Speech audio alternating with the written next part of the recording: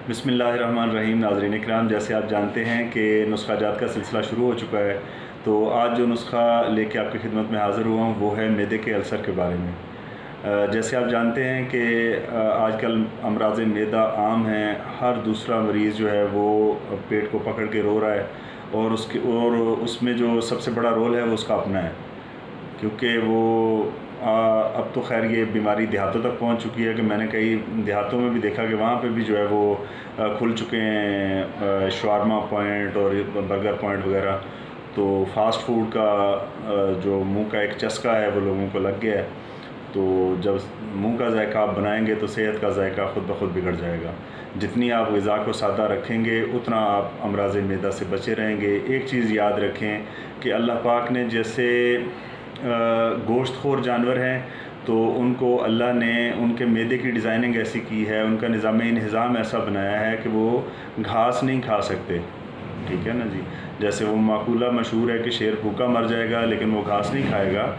तो वो इसीलिए नहीं खाएगा कि अल्लाह ताला ने उसके अंदर उसका जो निज़ाम इंतज़ाम बनाया है वो उसे डाइजेस्ट कर ही नहीं सकता, घास को हज़म नहीं कर सकता। इसी तरह बकरी है, बकरी भूख से मर जाएगी लेकिन अगर आप उसके सामने गोश्त रखें तो वो नहीं खाएगी क्योंकि वो उसे हज़म नहीं कर सकती।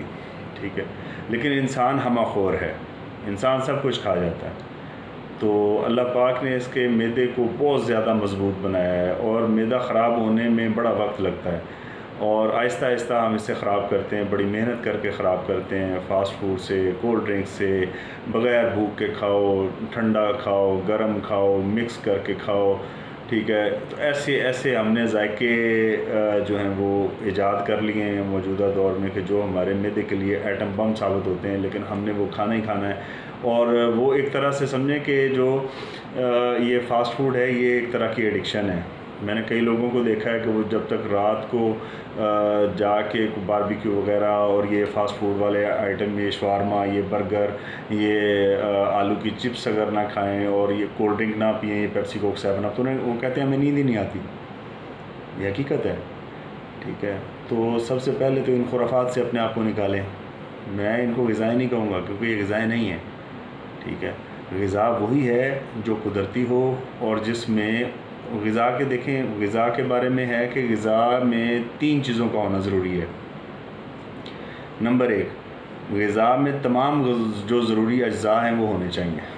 नंबर 2, उसमें जो है वो आपकी सेहत होनी चाहिए। ऐसी ग़िज़ा ना हो कि उसमें ज़रूरी अज्ज़ा तो हैं लेकिन वो सेहत के लिए कुछ उसमें मुज़र अज्ज़ा भी हैं तो वो सेहत को डिस्टर्ब करते हैं।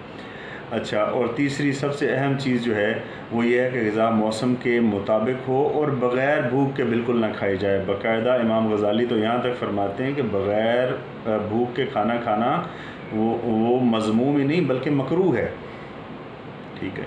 तो वक्त बे वक्त खाना, ज़्यादा खाना, बग़ैर भूख के खाना। ठीक है।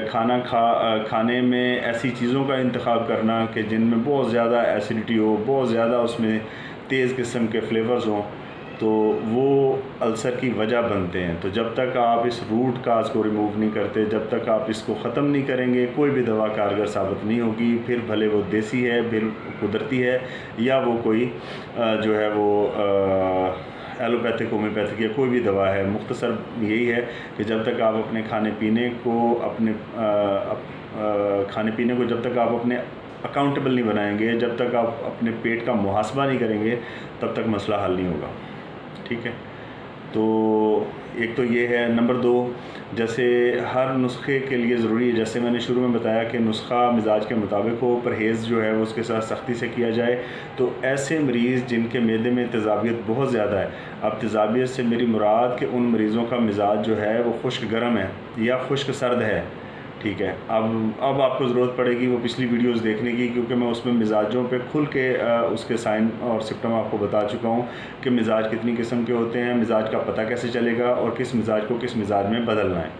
ठीक है। तो आपने एक दफ़ा उसको रिवाइज़ कर लेना है। दिल के जो 2 मिजाज हमने डिस्कस किए थे उसको आप देख लें। अगर वो अलामात पाई जाती हैं और एसिडिटी है, सीना जलता है, मुंह में खट्टा पानी आता है, पेट में हल्का हल्का दर्द रहता है, भूख कभी बहुत ज़्यादा लगती है, कभी बिल्कुल लगना बंद हो जाती है, हल्का हल्का टेम्परेचर फ़ील होता है बाज़ औक़ात, तो ये सारी अलामात हैं अल्सर की। ठीक है। तो ये तो हो गया नुस्खे का तारुफ़ और मर्ज़ का तारुफ़। अब मैं थोड़ा सा परहेज़ के हवाले से आपको बता देता हूँ कि एक तो आपने वो सारी फ़ास्ट फूड जो पहले जिस वजह से ये मसला बना है, आपने उस काज़ को रिमूव करना है, उसके बगैर इलाज नहीं हो सकता। नंबर 2, आपने सकील चीज़ें और ऐसी ग़िज़ाएँ जो देर से हज़म होने वाली हैं वो नहीं खानी। मिसाल के तौर पे सब्ज़ियों में आप 5 सब्ज़ियाँ बिल्कुल नहीं खाएँगे। उसमें आलू है, गोभी है, बैंगन, करेले और साग, ठीक है, ये नहीं खाना। और अगर मटर का सीज़न है तो मटर भी ना खाएं, क्योंकि मटर भी बहुत देर से हज़म होता है। आलू, गोभी, बैंगन, करेले, मटर और साग, ये सब्ज़ियां बंद होंगी। तमाम दालें आप बंद करेंगे, सिर्फ मूंग की दाल के अलावा। सुर्ख मिर्च मुकम्मल तौर पे रोकेंगे, काली मिर्च इस्तेमाल करेंगे खाने में, ठीक है। और इसके अलावा जैसे तुर्श अशिया हैं, ऐसी चीज़ें जिनमें खटास है वो बंद करनी होंगी, ठीक है। तो ये है परहेज़, इसको आप अच्छी तरह से नशीन कर लें। फिर भी अगर कोई किसी किस्म की कन्फ्यूजन हो तो आप कमेंट बॉक्स में पूछ सकते हैं, मैं इंशाल्लाह रिप्लाई करूँगा, ठीक है। तो अब नुस्खे के अज़ा के बारे में आपको बताता हूँ कि नुस्खे के अज़ा कौन कौन से हैं और ये इनकी पहचान क्या है अच्छा होने की, और फिर इनका करना क्या है, ठीक है जी।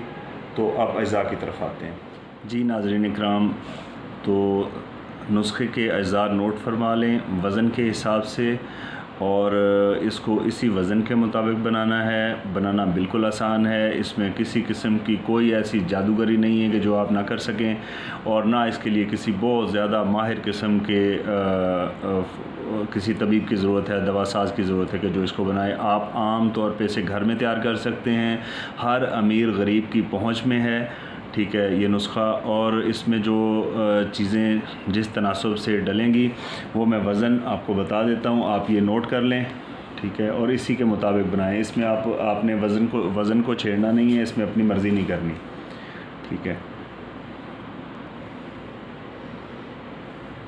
जी। नाज़रीन इकराम, तो सबसे पहले इसमें नुस्खे में हम ये छोटी इलायची इस्तेमाल कर रहे हैं, ठीक है।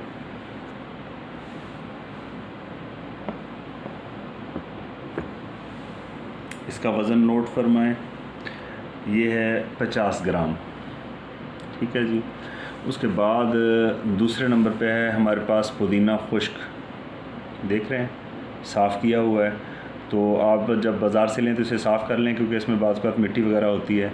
और इलायची के बारे में मैं थोड़ा सा आपको बता दूं कि जो छोटी इलायची है, क्योंकि ये थोड़ा सा महंगा आइटम है, तो इसमें 2 तरह की आती है। एक है वो सस्ती आपको देंगे, तकरीबन 55 रुपए की 1 तोला होगी, और एक है तकरीबन वो 70 से 80 रुपए की 1 तोला होगी। तो जो 70 से 80 रुपए वाली है आपने वो लेनी है, क्योंकि जो सस्ती है वो आमतौर पे उबली हुई होती है, उसमें असर वगैरह कुछ नहीं होता, ठीक है। तो ये 2 अज़ा डिस्कस हो गए। अब ये तीसरी चीज़ है, ये दोनों 50-50 ग्राम है। 50 ग्राम पुदीना, 50 ग्राम इलायची,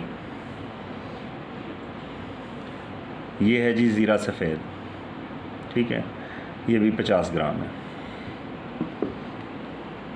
फिर ये सौंफ है, ठीक है, देख रहे हैं साफ़ की हुई है, तो ये भी 50 ग्राम है। और ये 30 ग्राम मीठा सोडा है। वज़न आपने नोट कर लिया। अब मैं एक दफ़ा दोबारा रिपीट कर देता हूँ। 5 टोटल अज़ा हैं इसमें। पुदीना खुश्क है 50 ग्राम, इलायची छोटी सब्ज़ इलायची जिसे कहते हैं वो भी 50 ग्राम है, इसमें ज़ीरा सफ़ेद वो भी 50 ग्राम है, सौंफ वो भी 50 ग्राम है, और मीठा सोडा जो हम खाने में इस्तेमाल करते हैं वो वाला सोडा ये 30 ग्राम है। अब आपने करना ये है कि इन तमाम चीज़ों को आपने अच्छी तरह ग्राइंड कर लेना है। ग्राइंड करके आपने 3 टाइम खाने से 15-20 मिनट पहले आधे से 1 टीस्पून तक आप इसका ले सकते हैं। इसमें कोई चीज़ ऐसी नहीं है जो आपको ज़रर दे, नुकसान दे, ठीक है। तो ये अगर यानी आप ज़्यादा पुराने मैदे के मरीज़ हैं तो ये आप 1 चाय का चम्मच ले सकते हैं, अदरवाइज़ आप आधा चाय का चम्मच खाने से 15-20 मिनट पहले लें, ठीक है। और इसको रेगुलर आपने 4 से 6 हफ़्ते इस्तेमाल करना है। अगर मसला ज़्यादा पुराना है तो 6 से 8 हफ़्ते, और अगर साल 6 महीने से मैदा ख़राब चल रहा है तो मैक्सिमम ये 4 से 6 हफ़्ते आप इस्तेमाल करें इंशाल्लाह। जी नाज़रीन इकराम, तो नुस्खे के अज़ा आपने नोट कर लिए। अब इसकी मिक़दार ख़ुराक है, तो मिक़दार ख़ुराक इसकी आप एक चाय का चम्मच लेंगे सुबह नाश्ते से तकरीबन आधा घंटा पहले। आधे घंटे के बाद आप कुछ भी खाएं पिएँ। इसी तरह से दोपहर के खाने से भी आधा घंटा पहले एक चाय का चम्मच है, और एक चाय का चम्मच रात को खाने से आधा घंटा पहले। रेगुलर आपने 2 से ढाई माह इस्तेमाल करना है, ख़ास तौर पे जिनका एच पायलोरी पॉजिटिव है। और जो जो अलामात मैंने बताई हैं, अगर वो अलामात आप में पाई जाती हैं तो कंफर्म है कि आप अल्सर के मरीज़ हैं। अल्सर के अलावा जैसे आम तौर पे एसिडिटी है, तेज़ाबियत है, या पेट में बहुत ज़्यादा गैस वगैरह रहती है, तो उसके लिए ये कारआमद और मुफीद दवा है। बनाएं और हमें दुआओं में याद रखें। हमें दे इजाज़त, अगली वीडियो में मिलते हैं इंशाल्लाह। अपने गिरदो नवाह में बसने वाले तमाम लोगों का और अपने चैनल का ख्याल रखिएगा। अल्लाह हाफ़िज़।